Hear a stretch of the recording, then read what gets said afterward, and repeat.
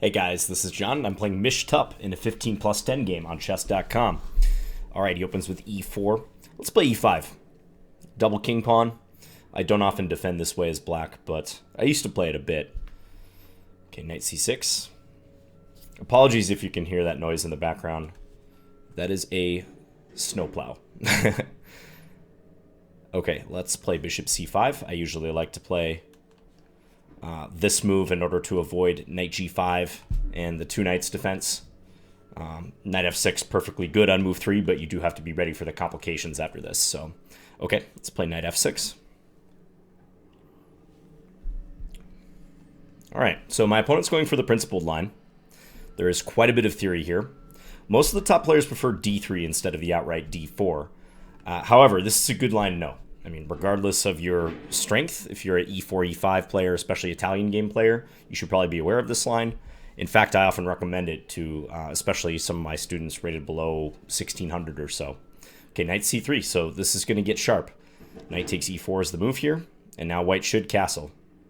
And now here, the main thing to know is that you should take with the bishop. If you take with the knight, it's possible to end up in difficulties. You do give up the e-file control temporarily, so I'm going to take with the bishop, and d5 is the theoretical move, and then bishop f6 is what I know. Okay, but my opponent captures. Now, this is supposed to be a mistake because black can play d5, taking over the center, attacking the bishop, also stabilizing the knight, and also, importantly, preventing white from playing d5, so I'm not going to dwell on this move.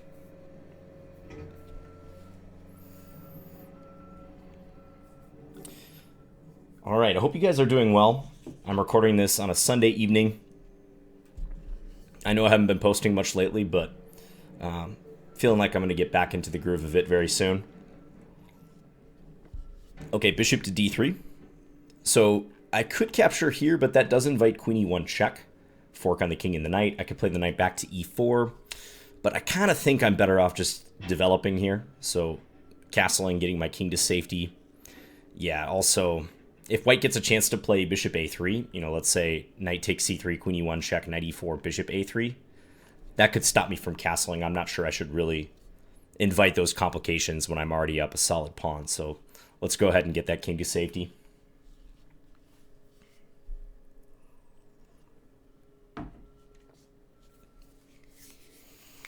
So playing 15 plus 10, this is about the lowest recommended time control that I would advocate if you're looking for maximum improvement in your own games. You know, I think 15 plus 10, it's a nice default time control on most sites. It has that 10-second increment, so you're tending to avoid really ridiculous time scrambles. Okay, c4, looking to undermine this construction here. Now, the light square bishop is the one piece I haven't developed yet, so I'm thinking about bishop g4. And if white takes, I think I can just recapture and defend the knight on e4.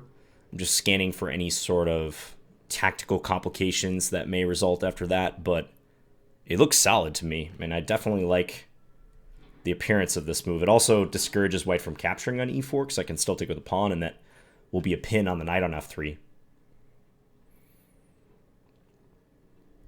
Yeah, seems to lead to some nice opportunities for me. Yeah, let's go for it.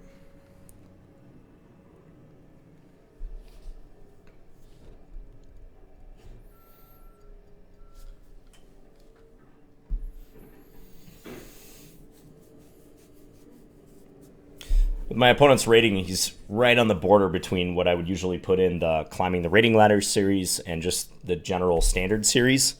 I don't have a hard and fast rule for it, but, you know, basically an 1800 rated player, quite a good rating, especially at this time control, which, you know, most people don't play the rapid time controls or longer online. So I'm undecided as of now, as of the time I'm saying this, what series I'll put this in. It doesn't matter too much, I think, but...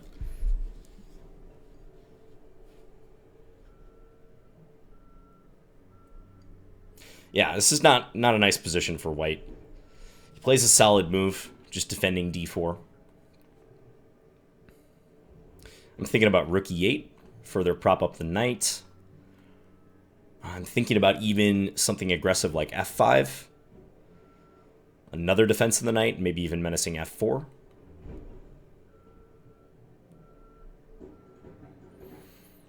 queen f6 seems like an attractive move, but that does allow white to play c takes d5 perhaps. I was thinking maybe knight c3 there, queen b3.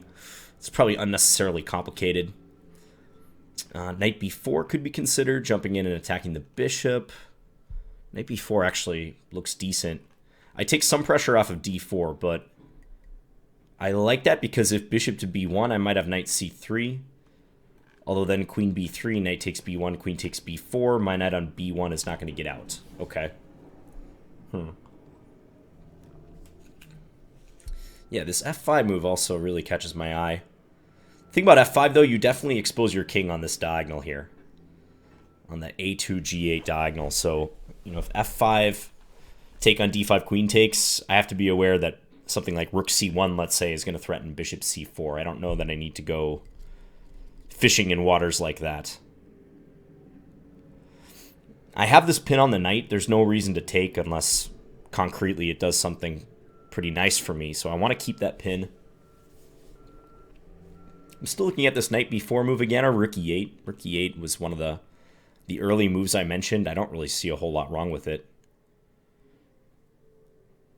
Yeah, it looks pretty good. It's nice that I can meet queen b3 with knight a5, by the way.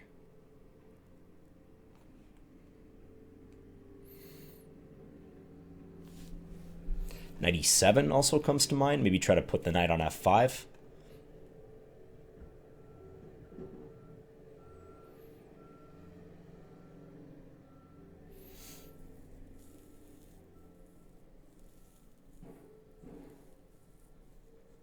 Yeah, a lot of candidate moves here. And I'm still looking at f5 as well.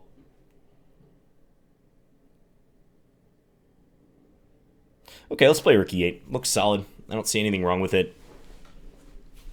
I'm trying to work on my perfectionist tendencies, which can really manifest itself in time pressure if you're not careful. Now, I was just talking about this with a student the other day, but there are many positions in chess where it's okay just to play the second, third, fourth best move, and it doesn't affect the evaluation of the position too much. But if it stops you from dwelling over, you know, potentially equally good moves or close to equally good moves, it's worth it. And just doing it with the full knowledge that it may not be the best move, but you're okay with that. That's something I really need to work on personally. If you have time pressure issues, maybe something you could correct in your own game.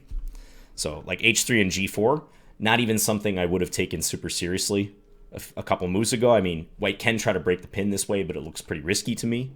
So that kind of underscores that rook e8, you know, any sort of concerns I might have had with rook e8, which there weren't really any. It's just hard to predict what the opponent's going to do. It's not a super concrete, sharp position. So I think rook e8 is probably just as good as some of the other moves I mentioned. Yeah, I like this a lot now because even though I don't have the pin anymore on the knight, these bishops are opposing each other. White has to constantly watch for stuff like knight c3. White has inherently weakened his king. In the long run, just some general factors I should be aware of here. It could be a ways away, but opposite color bishops, some sort of opposite color bishop ending.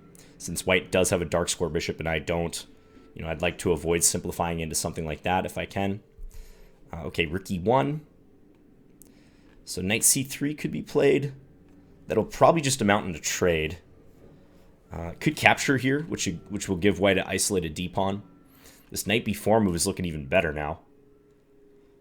That might just be the move. The only thing about knight b4 is I do give up control of e5.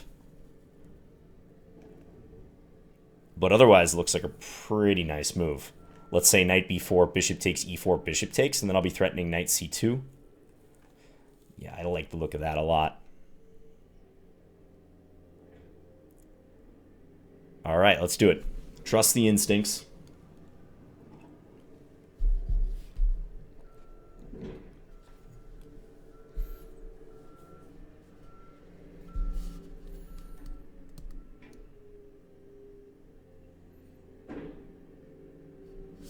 Yeah, I don't see a great move for white here. The threat is knight takes d3, queen takes d3, and then knight takes f2. Also, knight c3 could be a threat. Hit the queen, prepare knight takes d3. Yeah, bishop b1 doesn't solve issues because of knight c3. I can even take on c4 if I needed to. Okay, so white takes. Could take with a pawn, attack the knight, also try to make my way into d3, but I like this capture better. It doesn't block my bishop, and it threatens knight c2, along with keeping an eye on the knight here on f3. Also another threat right here. Okay, so white sends the knight to the center. Now, knight c2 is going to win the exchange, I think. Knight c2, is there any sort of issue with f3? And then if I take either of the rooks, white takes on e4 and claims that my knight is trapped. Maybe. So I can do this. I can take on c4, or I can play f6. Just to enumerate all these possible candidate moves. You guys will notice I like to do that a lot in these positions, just establish right away what my candidate moves are. And that's my blueprint to operate from. So knight c2, f3. I could play bishop g6, knight takes g6, knight takes e3 maybe. It probably wins a pawn. I can bring the knight back to c4. That looks decent.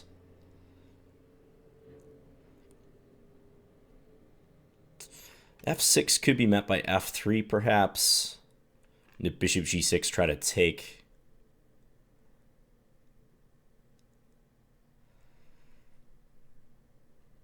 Yeah, I definitely feel like knight c2 is the most straightforward here.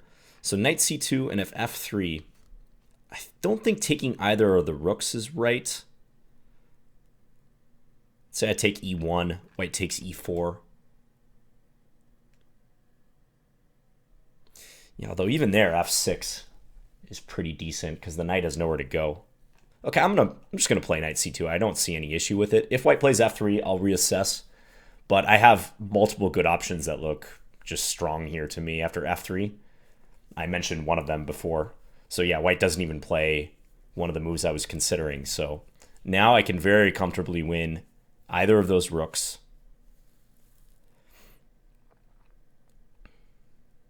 Or I could even play another intermediate move, but I think I'm going to take one of the rooks. This knight now has access to the c4 square. I'm thinking about taking that one just because that is the active rook for white.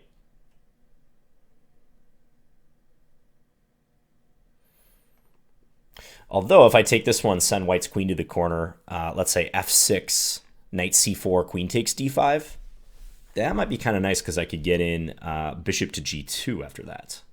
Bishop h1, rather, threatening queen g2.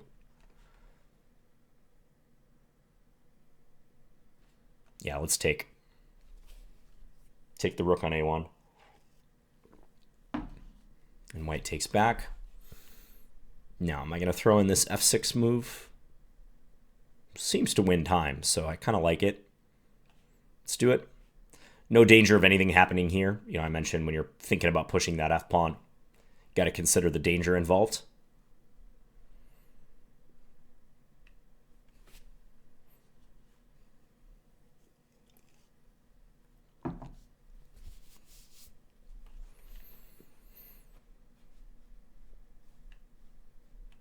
So my idea is knight c4, queen takes d5, buy time by attacking the knight, and try to get in this nice bishop h1 move to threaten queen g2 mate.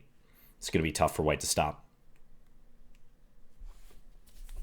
Okay, so white plays f3. But now I can take on d5, potentially with the bishop, and knight d3 would be the only safe knight move. Then I can take on f3, win another pawn. Looks fine. I don't think I really need to consider much else here. Yeah, position's so overwhelming at this point. Just keep it simple. Grab another pawn.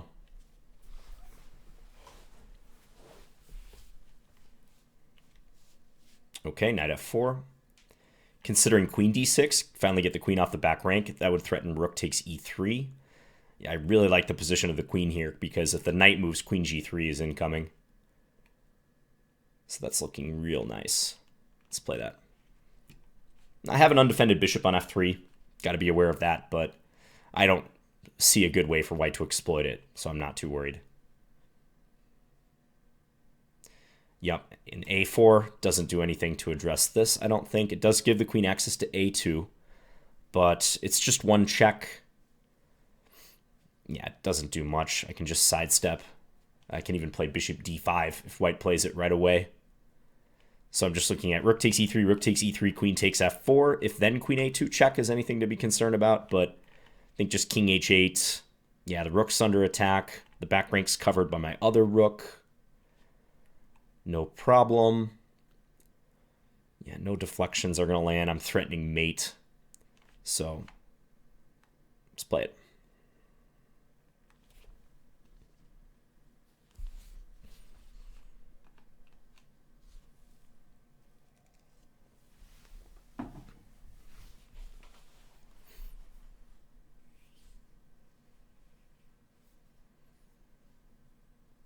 Okay, there's that check.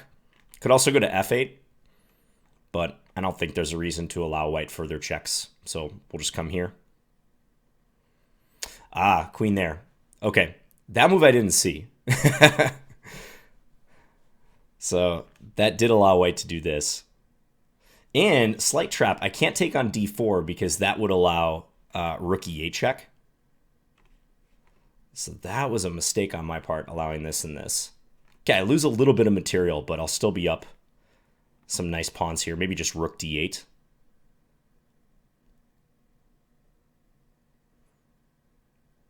Yeah, rook d8 looks nice. Pressure on the d pawn.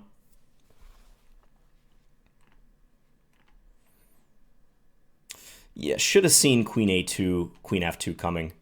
That was kind of an instructive mistake on my part. I was really only looking at the forward queen moves and not the moves to the side, like queen f2. But okay, let's just take here.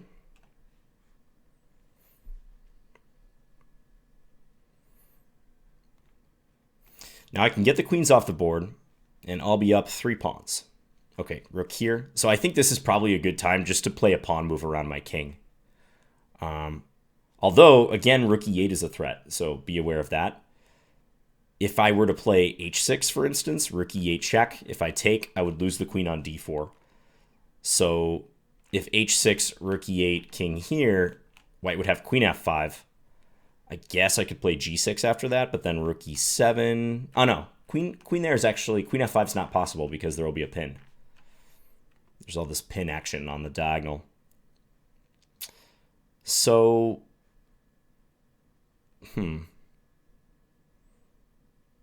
of a weird situation here because it looks like white's putting themselves further into a pin, but in fact the rook e8 check threat is a little bit annoying.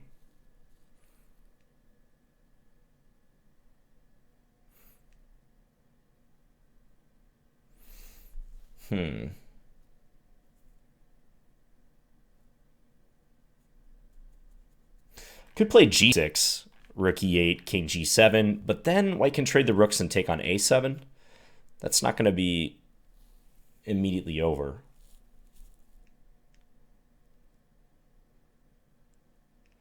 Could move my queen. Just get out of this alignment issue. Maybe give a check first, but check, white will play rook e1 most likely. There's this pawn hanging on a4. I mean, maybe I should just go take that. That may be just the simplest of all. White can get the rook into e7, but yeah, with how open white's king is, I don't think any sort of temporary activity is going to matter too much. So queen takes a4.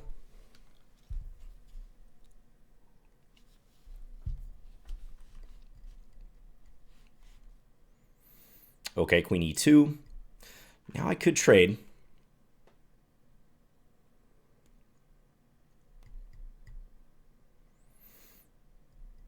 Rook e8 is not a threat. I do have that covered a couple times. So if check, we're going to trade most likely king f2. Yeah, that's probably pretty simple. Just play h6 or something. White can get to the 7th rank, but I can easily defend. So let's go ahead and do that.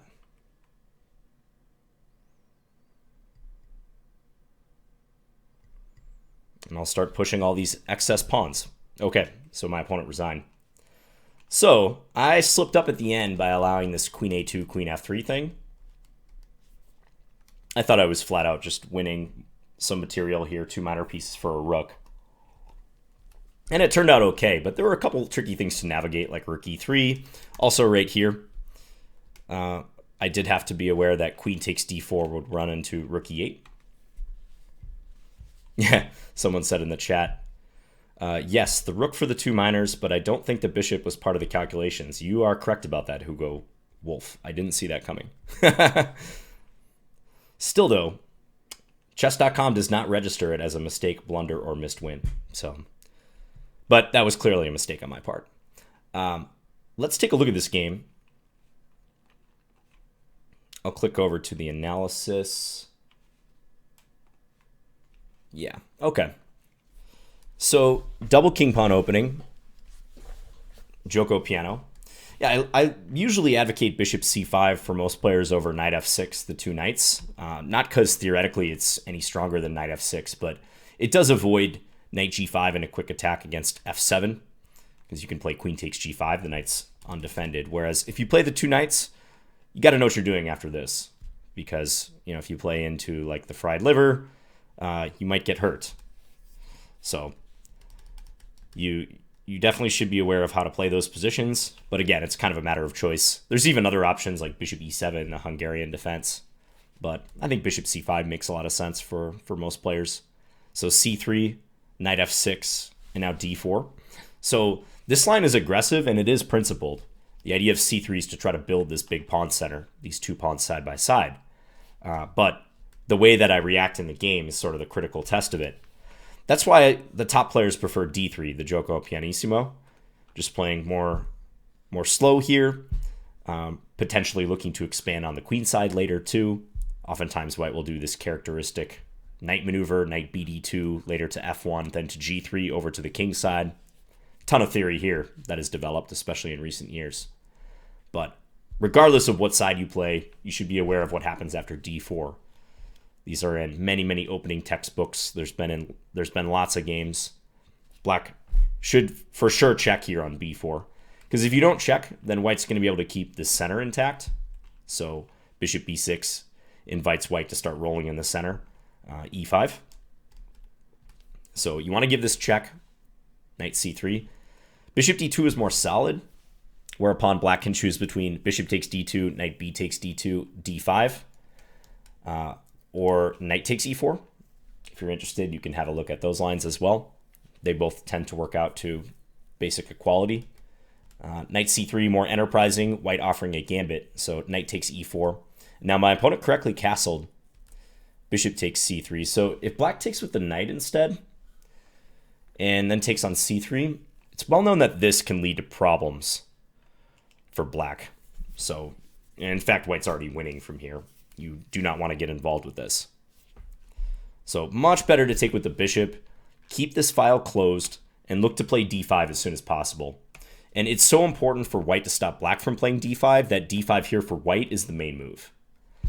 And then there's further theory. Bishop f6 is one of the best moves. White might also be faced with knight a5 occasionally. I actually played a game from the white side, I think in a recent Arena Kings, where I tried this line and I think my opponent played knight a5.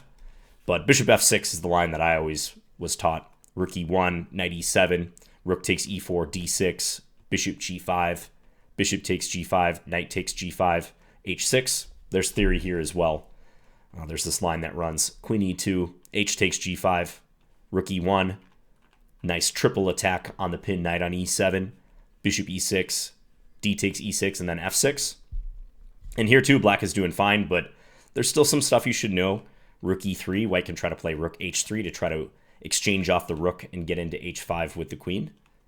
c6, rook h3, take, and then g6 finally, stopping queen h5. Again, theory says black is doing very well here, but you should know this. And I know I went through that line at light speed, but this is not going to go too deep into the theory, just trying to highlight some of the lines that you should look into. Again, regardless of what side you play in this line. So bishop takes c3, white should play d5 and try to go for those complications, but my opponent took, and I think d5, black's already better here. In fact, I think there's a very old game between, who was it?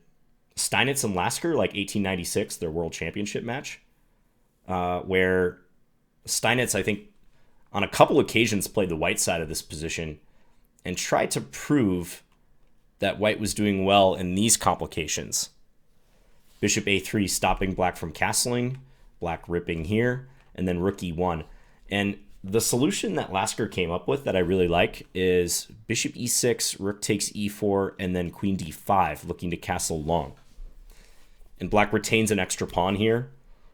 Very likely it'll be opposite color bishops, but there was an opposite color bishop game that Lasker won that was really nice. I'll link it to you guys in the comments. Good example of defense and prophylactic chess and converting an advantage. So, yeah, it's not considered good for white to allow this d5 move. Bishop d3. So white backed off, but then I got to castle, and I'm very happy here. You know, no reason to get greedy. Like I said, knight takes c3, allowing check. Knight e4. I mean, I saw white could play bishop a3 here. I'm sure black's probably doing just fine here as well. Bishop f5 maybe, but already got the one pawn. Let's not get too greedy. And now white tried this undermining move. I played bishop g4. Yeah, bishop e3 because I might be looking to take, and if white takes with the queen, then take on d4. So bishop e3, rook e8. Yeah, here's where I was debating between multiple lines. You know, I was mentioning knight b4 or f5, queen f6 as well. Let's take a look at what the engine says, just out of curiosity. I ended up playing rook e8. Yeah, and sorry you guys can't see these lines. This is maybe an issue with dark mode. I actually can't see those lines myself. I can barely see them, and only if I lean in really close. I think it says knight d6 as the top move. Yeah, black's better. You can see, this is exactly what I was talking about. So the evaluation, if you can't see that, it ranges from minus 0.82 to minus 0.72. So the top three moves have a difference of, you know, 1/10 of a pawn here for black. So black's significantly better in every case. I think it says knight d6, rook e8, which was the move I was played. That's second best according to Stockfish 10. And then bishop h5 is the third option. So that underscores my point that, you know, a situation like this, it's not going to matter too much. So probably I spent a little longer than I should on rook e8, but makes sense. I was just mentioning this f5 move. If you were to play that, just always be aware of that potential weakness you're creating on this diagonal. I mean, I'm sure black can defend here, and, you know, king h8 perhaps looks perfectly good, but I don't think it's necessary to open that up yet. And maybe I should have taken that advice in the actual game. But rook e8, h3, and I just backed off. Yeah, and I was pleased to see this because I don't think h3 and then g4 really helps white. I know it breaks the pin, but h3 is one thing. I mean, h3 is helpful if I don't take, so at least now white has some luft for their king, but I really don't think g4 should be played. Maybe white should play rook e1 directly, or perhaps take on d5. Try to play something like, it's tough even here though. I was thinking rook c1, but that drops a2 even. Yeah, and also queen b3 can always be met by knight a5, which is a nice way to attack this and also defend b7. So the options aren't great. Maybe rook e1 right away for white instead of g4, but and I think g4 didn't do white any favors. So then rook e1. And I jumped in, knight b4. Bishop takes e4. If bishop b1, I was speculating on this line. But at minimum, I can take on c4. There's probably nothing wrong with that either, because the bishop isn't defending the c4 pawn. So bishop takes, knight e5. I wonder if there's any way for white to avoid material loss here. I don't think so, because the main threat is knight to c2. Well, okay, white could play knight d2 perhaps. Knight d2 might be working.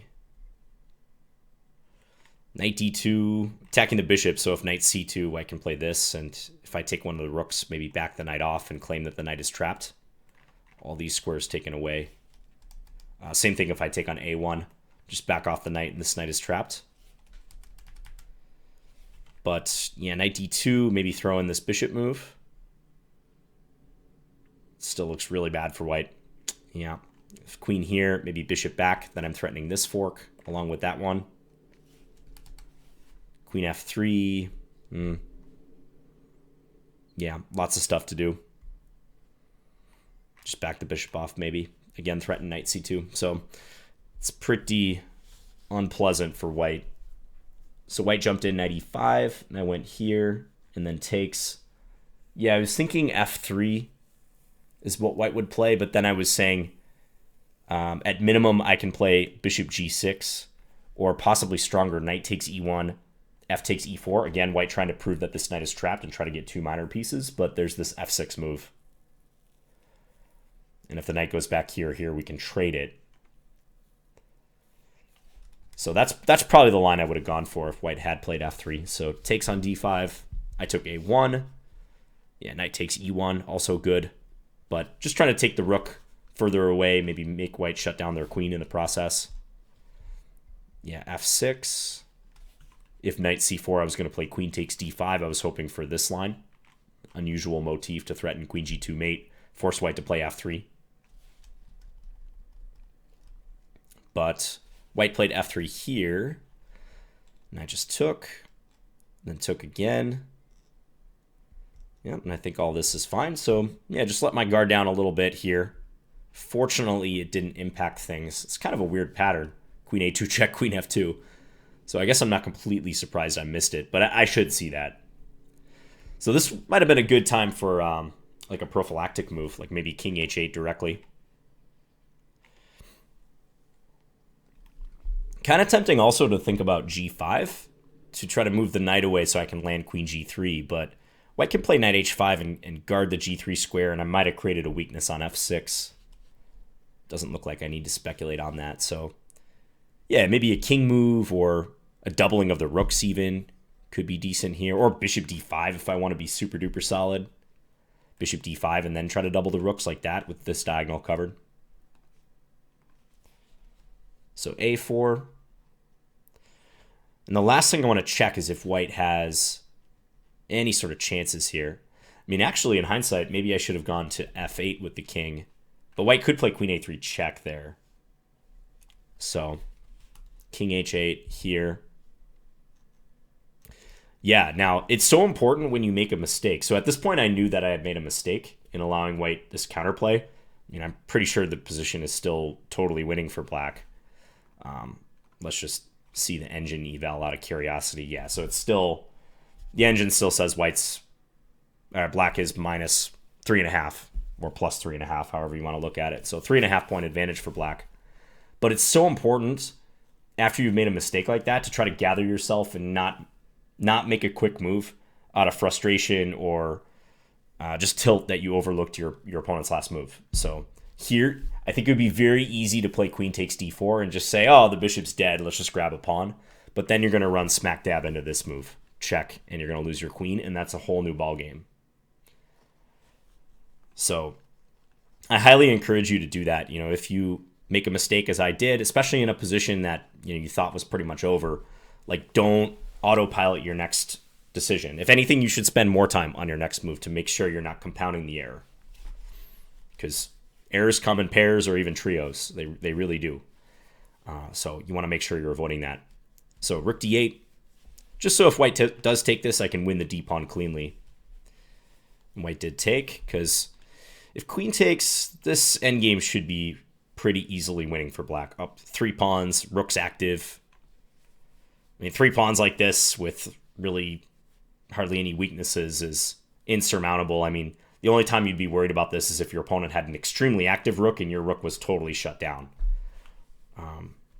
But yeah, not the case here. So I give my opponent credit. Rook e3 was a clever defensive move. Stops the queen trade for now. And again, this is a threat. But thought about it a little bit, and I think queen takes a4 is perfectly good. Again, if we quickly check on the engine, it's just climbing for black at this point. But yeah, I was mentioning stuff like if h6, that doesn't address this threat, and probably no reason. Even here, I try to play queen f5. I keep thinking queen f5 is possible, but probably no reason to allow this to happen.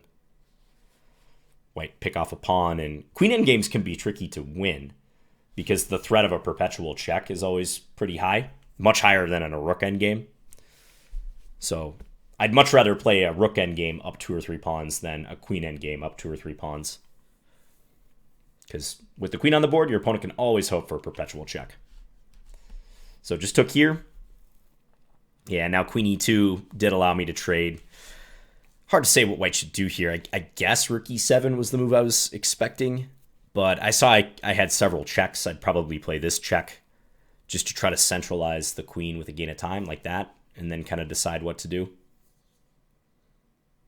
Yeah, maybe even play queen d6 here. I could also probably just make a Luft move and maybe give this pawn. If I wanted to do that, maybe here would be a good moment to do that, like play h6 in this position. So if rook takes c7, rook d2, pin the queen to the king. White has a check, but no queen f5. So yeah, my opponent decided not to play it out here. If something like this happens, king f2, I probably would have just played h6 and start rolling these pawns. If rook e7, trying to attack all the pawns, just play rook here, start pushing these guys with this pawn solidly defended. Okay, so I think we covered some ground in a key line here. d4, you can play this line if you want, but if you're higher rated, I wouldn't recommend it over d3 because d3 does have the better theoretical reputation. Black can equalize here with bishop b4. If you've really done your homework in this line, for either color, you can perhaps get good chances against the vast majority of opponents. But again, it's a line you should be aware of. It's well worth your time to learn this theory. I recommend it. We talked about avoiding perfectionism. I think this rook e8 move, I probably could have spent a little less time on. I'm trying to work on that myself. Multiple good moves here, as we confirmed with the engine afterwards, that don't really change the evaluation. So I think I should pretty much go with my first or second instinct here. And then when the position was sharp, I let my guard down a little bit, allowing queen a2, but I think good discussion of how to try to recover from a situation like that, where you did play a bad move and your opponent's reply was unexpected and you knew immediately that you messed up, because that's going to happen a lot in chess. Don't sweat it if it happens. Just take your time, readjust, and try to play another good move, perhaps using extra time to get there. All right, hope you guys enjoyed this. I think I'll put this in the Climbing the Rating Ladder series, and I'll be back again soon with another video. Bye, guys.